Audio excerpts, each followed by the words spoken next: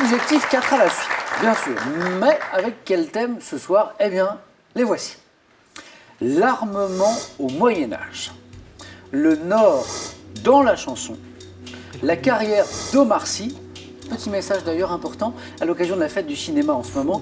Sachez que le cinéma va à la rencontre des publics dits éloignés en organisant des projections de films dans les hôpitaux, dans les prisons, dans les maisons de retraite, dans les centres d'accueil. Et ce grâce à la collaboration avec des réseaux spécialisés comme l'assistance publique Hôpitaux de Paris, Coalia ou encore Résonance Culture. Ce sont de belles initiatives que nous tenions à saluer ce soir. Et puis il reste un thème bien sûr, mais ça, vous avez l'habitude, c'est le thème mystère. Et c'est à Patricia, brillamment qualifiée la première, de choisir en premier. Patricia, sans précipitation, on n'est pas pressé. Je vais prendre l'armement au Moyen-Âge. Allons-y.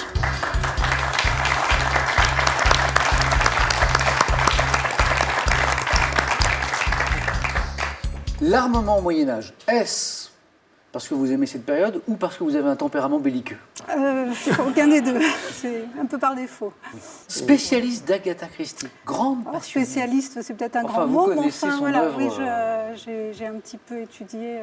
J'ai lu plusieurs fois ces 66 romans. 66 romans, et vous les avez lus plusieurs fois? Oui. D'accord.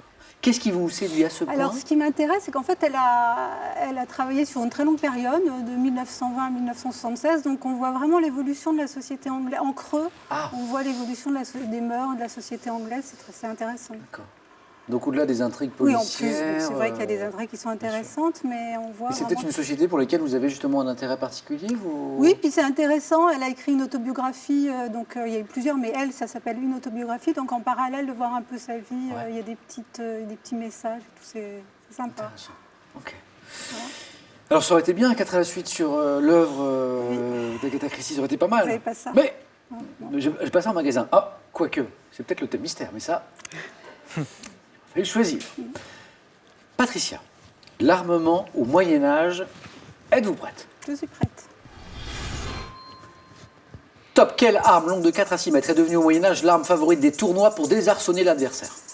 La lance. Moyen-Âge, quelle machine de guerre se composant d'une poutre terminée par une tête dont la forme rappelait celle d'un animal était quelle bouche à feu primitive, utilisée du XIVe au XVIe siècle, lançait de grosses pierres grâce à un mécanisme de cordes et de ressorts? La baliste. Quelle sorte de hallebarde haute de 2,50 m environ, portée dès l'époque de Louis XI par les soldats d'élite, doit son nom à l'italien partigiana? Je ne sais pas. Quelle arme de jet utilisée au Moyen-Âge était constituée d'une pièce de cuir dans laquelle était placé un projectile que l'on faisait tournoyer? Lance-pierre. Autrefois, quelle arme de trait composée d'un arc monté sur un fût et bandé à la main auparavant? L'arquebuse. Non, L'arbalète. Et 2 points, Patricia. 3 bonnes réponses. Vous aviez la lance, le bélier, la fronde.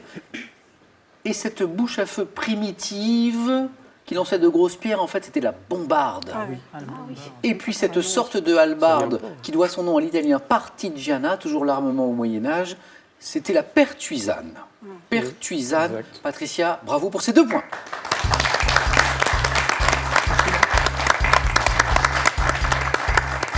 C'est pas mal, Patricia. Bien sûr, il ne faut pas qu'Isabelle, Claude fasse plus maintenant. Isabelle, notre championne. Isabelle, qu'est-ce qui vous ferait plaisir? Le Nord dans la chanson, la carrière d'Omar Sy ou le thème mystère? Allez, on va être joueur, je vais prendre le thème mystère. Ah ah!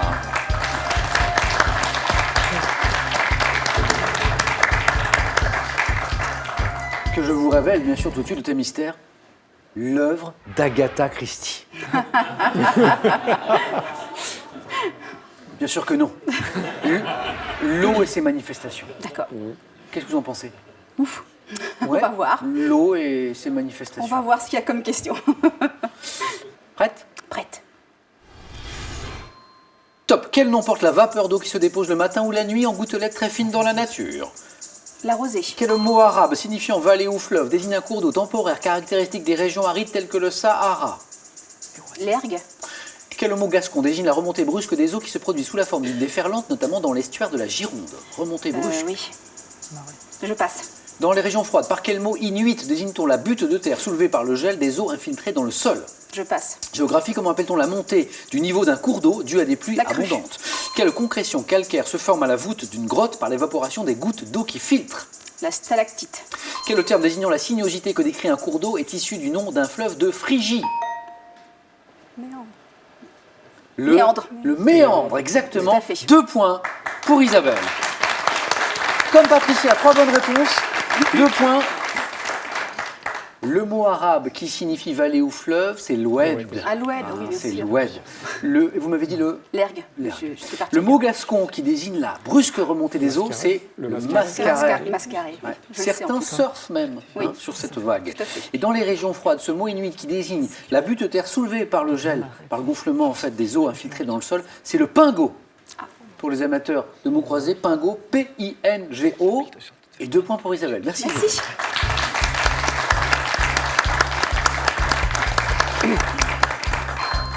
Claude, à vous de choisir soit le Nord dans la chanson ou la carrière de ce grand et sympathique acteur Omar Sy. Alors là, ça ne se voit pas, mais je cache ma joie.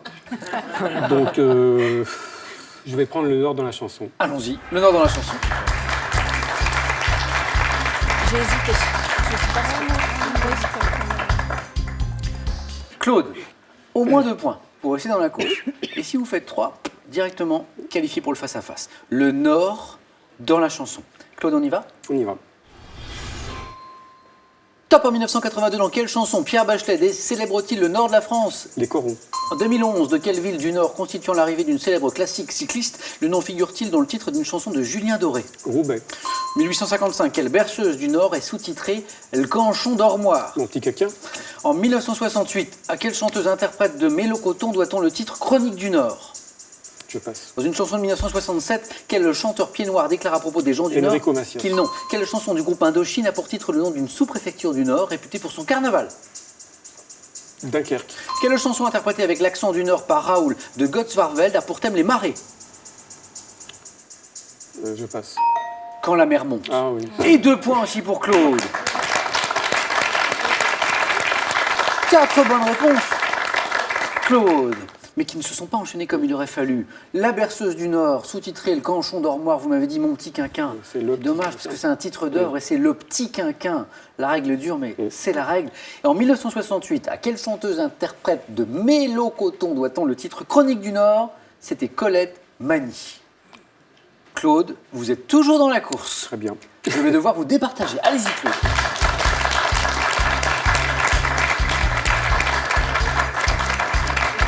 Patricia, Isabelle, Claude, je vois bien que vous ne voulez pas vous quitter tous les 3. Je le vois bien. On s'aime trop. Mais oui, Mais oui. mais je vais devoir vous départager. 2 places à prendre pour le face-à-face avec ce jeu décisif. Voici les questions. Vous jouez bien sûr aussi à la maison. Les 2 premiers qui arrivent à 2 points sont qualifiés. Les scores retombent à 0. Regardez.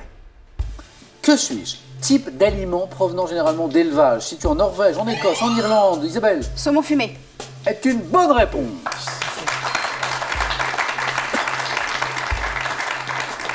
Un point pour notre championne en titre, Isabelle, une nouvelle question. Qui suis-je? Regardez. Peintre américain, je rencontre le succès d'Élise Edward Patricia. Hopper. Pardon? Edward Hopper. Est une bonne réponse.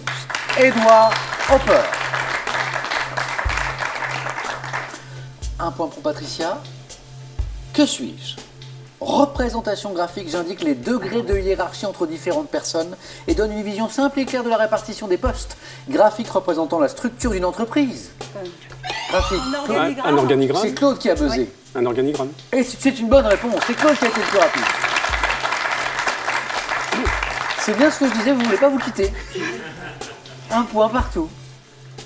Les 2 prochains qui me donnent une bonne réponse sont qualifiés ce soir. Regardez. Qui suis-je? Roi d'Angleterre, né en 1157. Patricia. Richard Cœur de Lion. Est une bonne réponse, Patricia. Vous êtes qualifié pour le face-à-face. Une place encore pour ce face-à-face. Suspense, soit Isabelle, notre championne en titre, soit Claude, son challenger ce soir. Regardez. Que suis-je? Félin, souvent Souvent représenté sur les bas-reliefs mayas, peuplant le Mexique et l'Amérique du Sud. Je suis Le jaguar. C'est une bonne réponse, Claude. Vous êtes qualifié. Et nous perdons notre championne Isabelle. Vous avez pris tous les risques, Isabelle, Ah bien oui. sûr, mais c'était Ouais, une oui. bonne stratégie. Je perds une championne, je perds un beau sourire aussi, Isabelle. Ça a été un Merci. plaisir de jouer avec vous. Un grand Pareil, merci. merci beaucoup. Bon retour à Cambon-Plaine. Oui. Et pour vous, Isabelle, ce cadeau. Bookin vous offre sa dernière liseuse Muse HD et un crédit de 50 € valable sur le Bookin Store pour choisir parmi 300 000 titres et lire où que vous soyez. Retrouvez un panorama élégant et complet des plus grands artistes contemporains avec le bel ouvrage L'Art contemporain. Il est accompagné du livre Picasso retraçant l'univers captivant de l'artiste, ainsi que d'un ouvrage sur le street art. Et maintenant, c'est votre tour de jouer à la maison pour gagner soit une voiture pour l'un d'entre vous, soit 10 000 € pour l'autre, avec une nouvelle question. La voici. Dans quel jeu pratiqué à l'école partons de la terre pour arriver au ciel? Quel est ce jeu? 1. La Marelle ou 2. Colin Maillard. Bonne réponse, 3243 pour le téléphone, par SMS 1 ou 12. 7 10 20 et tirage au sort parmi toutes les bonnes réponses. Nous aurons ce soir un nouveau champion ou une nouvelle championne. Patricia ou Claude, qui l'emportera? Réponse dans quelques secondes. Restez bien avec nous dans le face-à-face.